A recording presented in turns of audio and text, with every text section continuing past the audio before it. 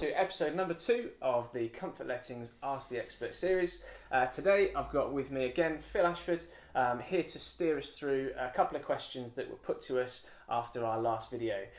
Now, someone notably in Nottingham contacted us, a city which obviously we're based in, and wanted to know some information about Article 4, something that they'd heard about. So hopefully Phil will be able to give us an idea about what Article 4 is and how it might affect people and the sorts of considerations that you might need to undertake. So Phil, if you can, perhaps just a quick overview of what Article 4 is and what people need to consider.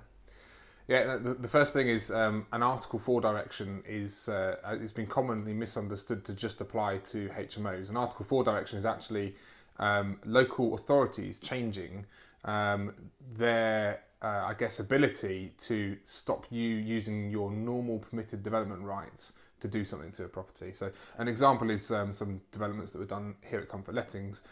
There was an Article 4 direction to restrict any renovations to the front of the building, for instance, on a private road that overlooked a park that was of interest to the local authority. The Article 4 direction removed the permitted development rights to change windows, for instance, on the front of the property. But the reason that a lot of people might have heard of Article 4 is in relation to the permitted development right to change your C3 dwelling house, in effect a family home, into a C4 HMO, a house of multiple occupancy. And now a house of multiple occupancy is 3 or more unrelated people who form what is called 2 or more households, which effectively means that they are unrelated.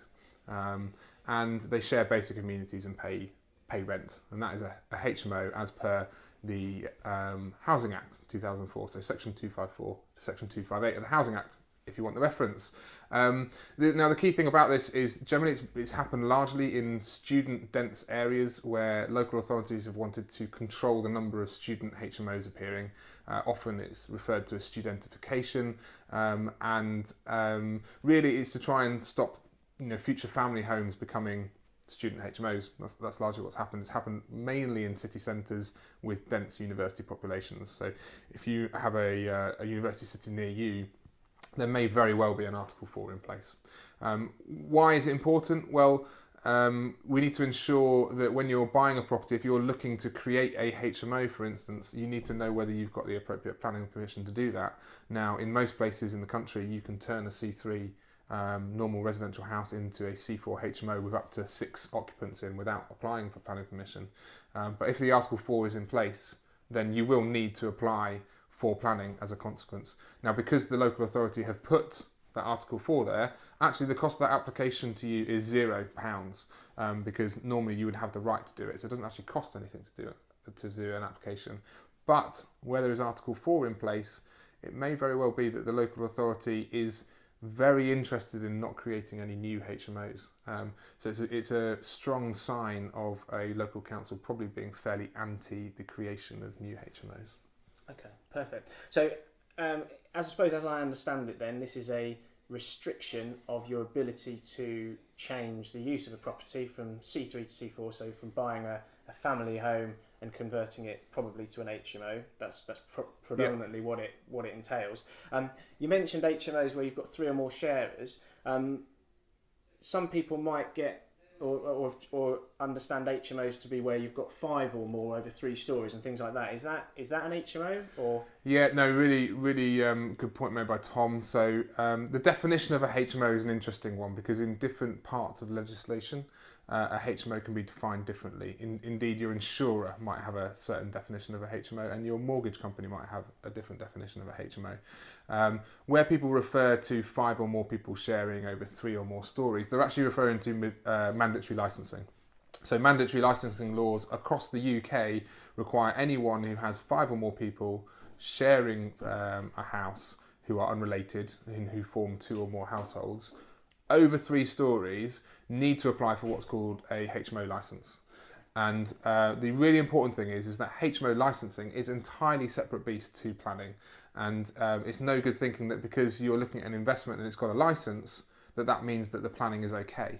It could very well be that the licensing team has issued a licence to a house, and as an investor you're looking to purchase that HMO, but it may not actually have the track record of being a HMO in the eyes of the planning department.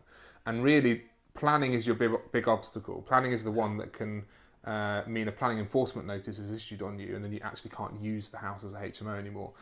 So as you're buying a property, making sure you do your due diligence with your solicitor to ensure that there is the appropriate evidence in place that that house has been continuously used as a HMO. Because if you revert it back to a C3 at any point, then to go back to being a C4 use, if you're in an Article 4 area, that would have required planning permission.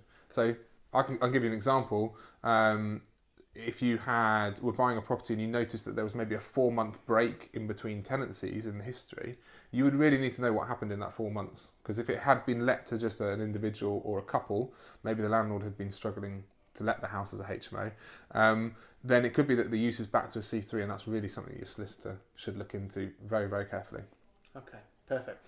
So I suppose things to watch out for are making sure that we don't confuse licensing and planning, and that this Article 4 is a planning issue, and that licensing doesn't necessarily give you a tick box or green light to say that the planning is okay. So I think it's a really valuable point that you pulled out there. And I suppose also, I'd imagine in another series or in another episode that we do, it sounds like licensing itself is probably a whole other issue, and something that also is really worth understanding. So we'll try and cover that off at some point.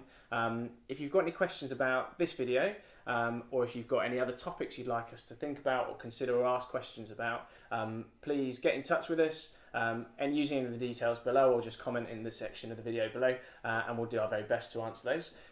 Thanks ever so much for watching. I hope this has been useful, and we hope to see you soon.